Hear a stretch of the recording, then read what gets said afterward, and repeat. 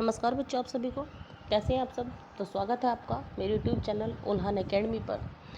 तो आज मैं आपके लिए एनसीईआरटी ईवीएस क्लास 5 लेकर आई हूँ, पार्ट 9। नाम है पाठ का डायरी। चलिए स्टार्ट करते हैं हम अपना पार्ट 9 डायरी। कमर सीधी ऊपर चढ़ो। मैं आपको ये पाठ 4 भागों में पढ़ाऊँगी। इसका पहला भाग है, पहले भाग में परिचय है। यह पाठ लेखिका कल्याणी रघुनाथन के पर्वतारोहण यानी कि माउंटेनियरिंग प्रशिक्षण शिविर के वास्तविक अनुभवों पर आधारित है। इसमें बताया गया है कि कठिन परिस्थितियों में भी साहस, अनुशासन, आत्मविश्वास और टीम वर्क से बड़े से बड़ी चुनौती का सामना किया जा सकता है। ये बात बिल्कुल सच है कि अगर आपके अंदर साहस, अनुशासन, आत्मविश्वास, सबसे बड़ी चीज़ होती है आत्मविश्वास। जब तक आपके अंदर आत्मविश्वास है, साहस और अनुशासन अपने आप आता रहेगा। और फिर आती है आपके पास टीम ऐसी होनी चाहिए जो आपके इंस्ट्रक्शंस को फॉलो करो, जो आप पर विश्वास कर सके। चलिए अब स्टार्ट करते हैं हम। दिनांक 2 फरवरी 1984। डेट क्या थी उस दिन? 2 फरवरी 1984 की बात है। तो उस दिन के विषय में लेखिका बताती है। लेखिका उत्तरकाशी स्थित नेहरू इंस्टीट्यूट ऑफ माउंटेनियरिंग में पर्वतारोहण का प्रशिक्षण लेने पहुंची। शिविर में देश के अलग अलग स्थानों से लगभग 20 महिलाएं आई थी। कितनी महिलाएं आई थी? लगभग 20 महिलाएं आई थी अलग अलग स्थानों से। शिविर के दूसरे दिन सुबह जब लेखिका बिस्तर से उठी तो उनके पैरों में बहुत दर्द था। पिछले दिन उन्हें लगभग 26 किलोमीटर कठिन पहाड़ी रास्तों पर भारी बैग लेकर चलना पड़ा था, इसलिए पैरों में छाले पड़ गए थे। हाँ भाई, अगर आप हार्ड वर्क करते हो तो कहीं ना कहीं तो इफेक्ट होता है। अगर आप हाथों से हार्ड वर्क करते हो तो हाथों में छाले होते हैं, और अगर पैरों से हार्ड वर्क करते हो तो पैरों में छाले होते हैं। लेखिका ने सोचा कि वे प्रशिक्षण निदेशक ब्रिगेडियर ज्ञान सिंह से कह दें कि वे ट्रैकिंग पर नहीं जा पाएंगी। लेकिन ब्रिगेडियर ज्ञान सिंह ने उन्हें हिम्मत दी और कहा कि यह कोई नई बात नहीं है। उन्होंने तैयार होकर ट्रैकिंग पर जाने का आदेश दिया। समूह नेता यानी कि ग्रुप लीडर। कुछ समय बाद लेखिका को ग्रुप नंबर 7 का नेता बना दिया गया। देखिए, कुछ दिनों पहले तक उनके पैरों में छाले पड़ रहे थे और वो सोच रही थी कि आज प्रशिक्षण पर ना जाया जाए, लेकिन उनकी सूझबूझ, उनके हौसले, उनके आत्मविश्वास और उनकी लगन को देखते हुए जो उनके गुरु थे उन्होंने उनको ग्रुप का लीडर बना दिया। समूह नेता की जिम्मेदारियां। अब समूह नेता की जिम्मेदारियां क्या क्या होती हैं ये देखिए आप। सभी सदस्यों की सहायता करना, किसी को पीछे न छूटने देना, सामान उठाने में मदद करना, बीमार साथी का ध्यान रखना, खाने पीने की व्यवस्था देखना, पूरे समूह में अनुशासन बनाए रखना, सभी को सुरक्षित मंजिल तक पहुंचाना। ये सब होती हैं एक ग्रुप लीडर की जिम्मेदारियां। लेखिका को यह जिम्मेदारी पहले कठिन लगी, लेकिन बाद में उन्होंने इसे पूरी ईमानदारी से निभाया। हर काम जब शुरू करते हैं तो वो कठिन ही होता है। हर एक काम जब शुरू करते हैं तो वो कठिन ही होता है। अब कठिनाई के डर से हम जिंदगी जीनी तो नहीं छोड़ देंगे ना, क्योंकि ज़िंदगी में भी तरह तरह की कठिनाइयाँ आती रहती हैं। तो मैं आपको यही सजेशन दूंगी कि कितनी भी कठिनाई क्यों ना हो, अपने मंजिल को कभी भी हमें नहीं भूलना चाहिए। मुख्य सीख देखिए इस लेसन से क्या मिलती है, इस पार्ट से हमें क्या मिलती है। कठिनाई से डरना नहीं चाहिए।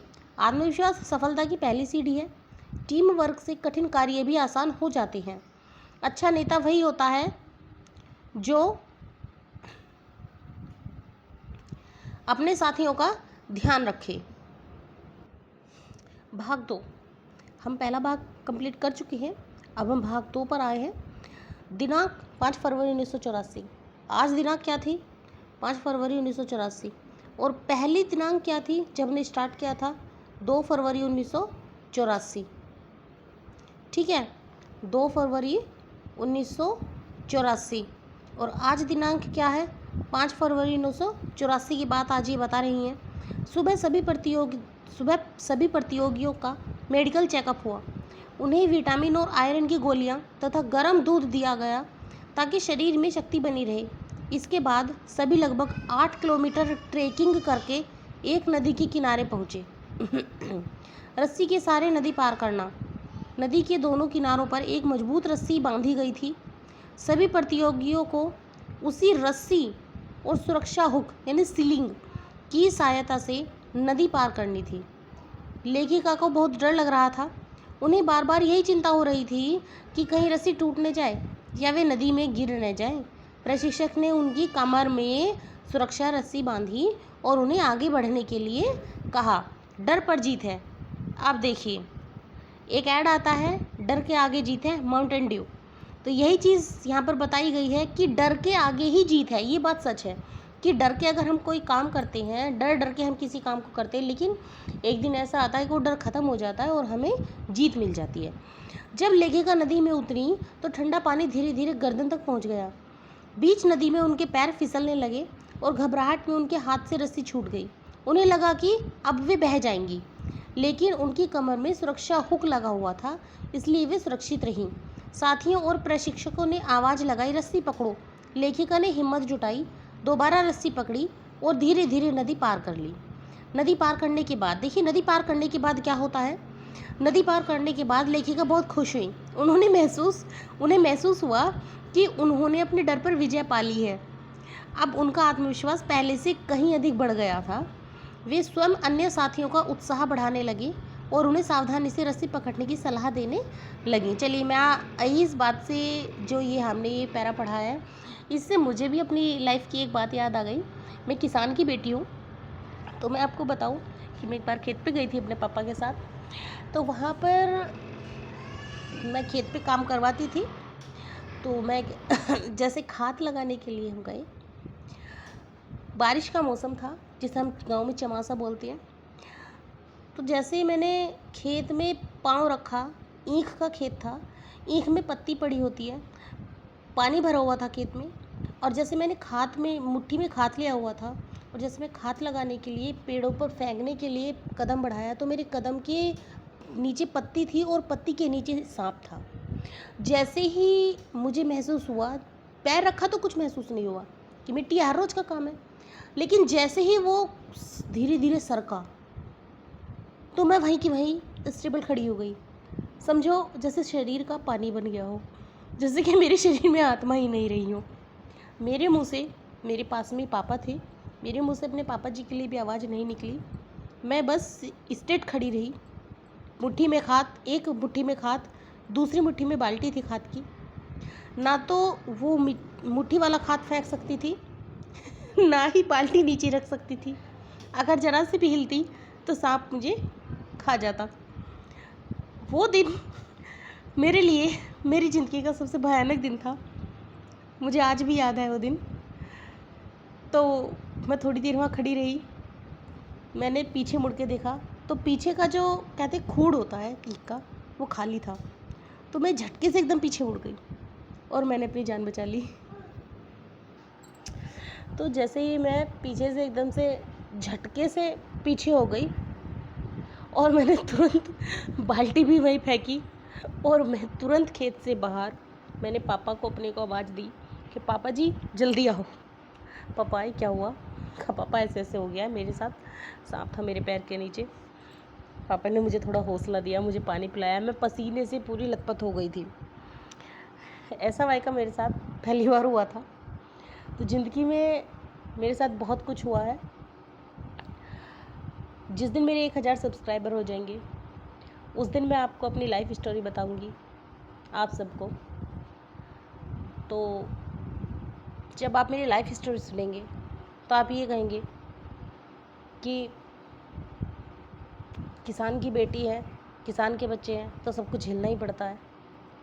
लेकिन ऊपर वाले ने बहुत गलत किया था मेरे साथ। चलिए स्टार्ट करते हैं। सबकी अपनी अपनी ज़िंदगियाँ हैं, सबकी ज़िंदगियों में अपनी अपनी परेशानियाँ होती हैं। तो बस मैं यही कहना चाहूँगी कि ज़िंदगी में कितनी भी परेशानी आ जाए, लेकिन कभी भी हार नहीं माननी चाहिए। हर बार एक नए हौसले के साथ खड़े होना चाहिए। चलिए, इस भाग से मिलने वाली सीख। डर पर विजय पाने के लिए साहस और आत्मविश्वास आवश्यक है। सुरक्षा नियमों का पालन करने से कठिन कार्य भी सुरक्षित ढंग से किए जा सकते हैं। साथियों का सहयोग कठिन समय में बहुत काम आता है। एक सफलता हमारे आत्मविश्वास को कई गुना बढ़ा देती है। हाँ, ये बात सच है। देखिए, क्वेश्चन आंसर है। लेखिका को नदी पार करते समय डर क्यों लग रहा था? क्योंकि नदी पर पानी बहुत ठंडा और तेज बहाव वाला था तथा उन्हें डर था कि कहीं रस्सी छूट न जाए। लेखिका सुरक्षित कैसे बच गई? उनकी कमर में सुरक्षा रस्सी और हुक बंधा हुआ था, इसलिए हाथ से रस्सी छूटने पर भी वे नदी में नहीं बहीं। नदी पार करने के बाद लेखिका में क्या परिवर्तन आया? उनका आत्मविश्वास बढ़ गया और वे दूसरे साथियों का भी उत्साह बढ़ाने लगी।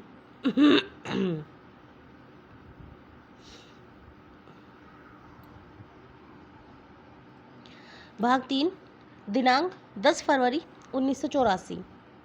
नदी पार करने के बाद सभी प्रतिभागी आगे बढ़े। उन्हें लगभग 15 मिनट चलकर टेकरा गांव पहुंचना था। कौन से गांव पहुंचना था? 15 किलोमीटर चलकर टेकरा गांव पहुंचना था, जो लगभग 1600 मीटर की ऊंचाई पर स्थित था। सभी अपने बैग में खाने का सामान, पानी की बोतल, रस्सी, हुक, टॉर्च, प्लास्टिक शीट, तौलिया, साबुन आदि आवश्यक वस्तुएं लेकर चल रहे थे। रॉक क्लाइंबिंग, चट्टान पर चढ़ना। वहां लगभग 90 मीटर ऊंची चट्टान पर चढ़ने का अभ्यास कराया गया। प्रशिक्षकों ने पहले बताया कि चट्टान पर हाथ और पैर कहाँ रखना है तथा सुरक्षा नियमों का पालन कैसे करना है। शुरू में लेखिका का पैर फिसल गया और वे घबरा गई। तब प्रशिक्षक ने उन्हें समझाया, कमर सीधी रखो, आगे मत झुको, 90 डिग्री का कोण बनाकर चढ़ो। इन निर्देशों का पालन करते हुए लेखिका ने साहस के साथ चट्टान पर चढ़ाई पूरी की और फिर सुरक्षित नीचे उतरने यानी रैपलिंग का अभ्यास भी किया। देखिए, नीचे उतरने को रैपलिंग कहते हैं। नीचे उतरने को क्या कहते हैं? रैपलिंग। एक मजेदार घटना। एक दिन समूह की एक साथी को बहुत भूख लगी। वह पास के बगीचे में कुछ खीरे तोड़ लाई। तभी एक स्थानीय पहाड़ी महिला ने उसे पकड़ लिया।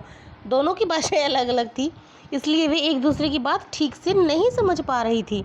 बाद में इशारों और समझाने से स्थिति सामान्य हो गई। इस घटना से सभी ने सीखा कि अलग अलग भाषाएं होने पर भी धैर्य और समझदारी से बातचीत की जा सकती है। एक विशेष मुलाकात। शिविर में प्रसिद्ध पर्वतारोही आई। उस समय वे माउंट एवरेस्ट अभियान की तैयारी कर रही थी। उन्होंने सभी प्रतियोगियों का उत्साह बढ़ाया। बाद में उन्होंने इतिहास रचते हुए माउंट एवरेस्ट पर चढ़ने वाली पहली भारतीय महिला बनने का गौरव प्राप्त किया। इस भाग से मिलने वाली सीख देखिए, कठिन कार्य अभ्यास से आसान हो जाते हैं। प्रशिक्षकों के निर्देशों का पालन करना बहुत आवश्यक है। भाषा अलग होने पर भी प्रेम, धैर्य और सहयोग से संवाद किया जा सकता है। महान लोगों से मिलकर हमें प्रेरणा और आत्मविश्वास मिलता है। क्वेश्चन है, देखिए, रॉक क्लाइंबिंग करते समय प्रशिक्षक ने क्या सलाह दी? कमर सीधी रखने, आगे न झुकने और सही तरीके से पैर व हाथ जमाकर चढ़ने की सलाह दी। स्थानीय महिला और प्रतिभागी के बीच समस्या क्यों हुई? क्योंकि दोनों एक दूसरे की भाषा नहीं समझती थीं। बिछेंद्री पाल से मिलकर प्रतिभागियों को क्या प्रेरणा मिली? देखिए, जो इनके शिविर में आई थी, यहाँ पर बताया गया है कि एक शिविर में आई थी प्रसिद्ध पर्वतारोही। वो कौन थी? वे बिछेंद्री पाल थी। कौन थी वे? बिछेंद्री पाल। उन्होंने साहस, मेहनत और आत्मविश्वास के बल पर अपने लक्ष्य हासिल करने की प्रेरणा दी। भाग 4 देखिए, टेंट लगाना और शिविर में रहना।